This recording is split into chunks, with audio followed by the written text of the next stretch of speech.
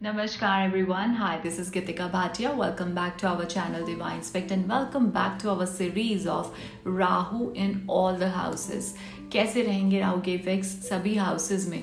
और आज हम बात करने जा रहे हैं राहु इन फोर्थ हाउस। बाकी की जितनी भी वीडियोस हैं about Rahu in first, second and third house and what is Rahu, तो ये सब कुछ एक प्लेलिस्ट में ऑलरेडी देयर है डिवाइन स्पेक्ट के चैनल पे, जिसका नाम है राहु इन ऑल हाउसेस।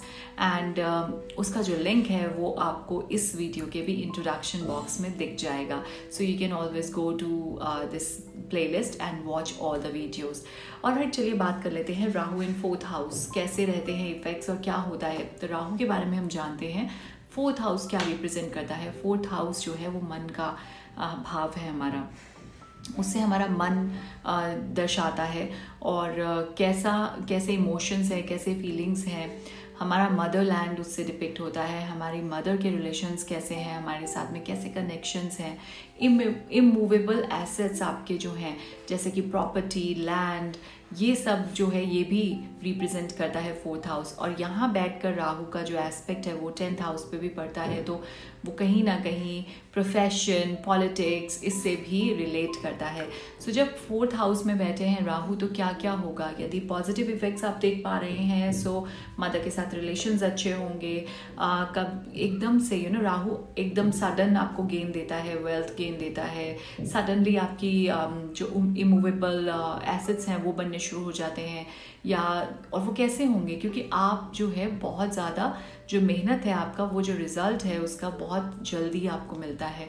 और उसके अलावा अगर हम बात करते हैं तो राहु जब फोर्थ हाउस में है और अच्छे इफेक्ट्स दे रहा है, सो यस, प्रॉपर्टी, हाउस, ये तो गेन्स आपके हो ही रहे हैं, बट प्रोफेशन में भी आपको एकदम से प्रोमिनेंस मिलती है। लोग आपको जानना शुरू करते हैं, that fame comes to you suddenly. And जो भी आप काम कर रहे थे उसके साथ में जब मदर के रिलेशंस अच्छे हैं, मदर के साथ में आपके जो स्पाउस के रिलेशन है आपके साथ, आपके स्पाउस के साथ में बहुत अच्छे रिलेशंस रहते हैं, आप बहुत लॉयल होते हैं उनके साथ में।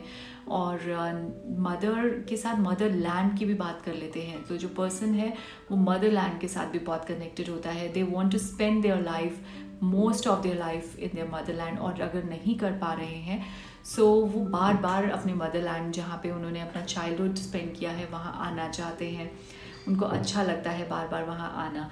सो ये सब चीज़ें, ये जो अटैचमेंट है, ये emotional attachment Motherland and with the spouse, ये सब आपको देखने को मिलती है पॉजिटिव राहु के effects in the fourth house. Yes, and if we see the negative effects of Rahu, so yes, negative effects क्या होते हैं कि आप जो है बहुत ज़्यादा इंक्लाइंड होते हैं आपके पावरफुल होने पे, कि I am the powerful one, आपकी पावर को लेकर।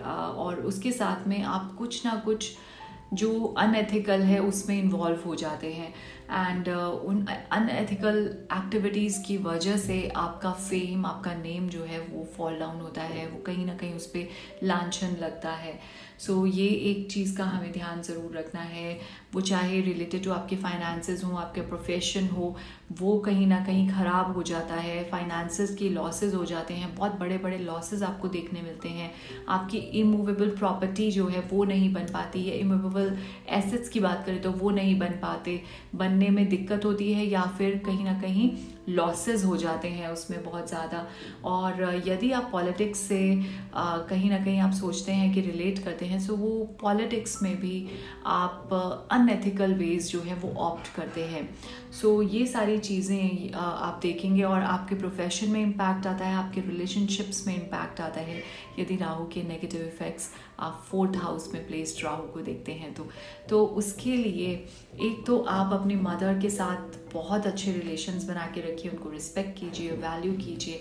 और यदि आप पॉलिटिक्स ज्वाइन करते हैं या फिर पॉलिटिक्स को अपना प्रोफेशन बनाते हैं, तो जितनी ऑनेस्टी, जितनी लॉयल्टी आप वहाँ दिखा सकते हैं वो आप ज़रूर वहाँ पे आप दिखाएं, आप उसका इस्तेमाल करें। क्योंकि अल्टीमेटली यदि किसी भी चीज़ से इन्फ्लुएंस होकर, किसी भी पावर से इन्फ्लुएंस होकर आप रॉन्ग स्टेप्स लेते हैं, अनएथिकल स्टेप्स लेते हैं, तो वो कहीं ना कहीं आपको बहुत ज़्यादा प्रॉब्लम देता है आपकी आने वाली फ्यूचर के लिए। सो यस, ये कुछ चीज़ें हैं। और उसके अलावा अगर हम बात करें कि रेमेडीज़ क्या है राहु की, तो एवरी संडे भैरव बाबा के मंदिर में जाकर आप पूजा कीजिए, और हो सके सो सिल्वर की एंकलेट होता है जिसको हम पायल कहते हैं, पाजेब कहते हैं, वो आप जाकर एक संडे को भैरव बाबा के पैरों में, चरणों में वो अर्पण करके आइए। और उसके अलावा जितना हो सके पुअर लोगों को, नीडी लोगों को हो सके तो डोनेट कीजिए इन एनी टर्म्स।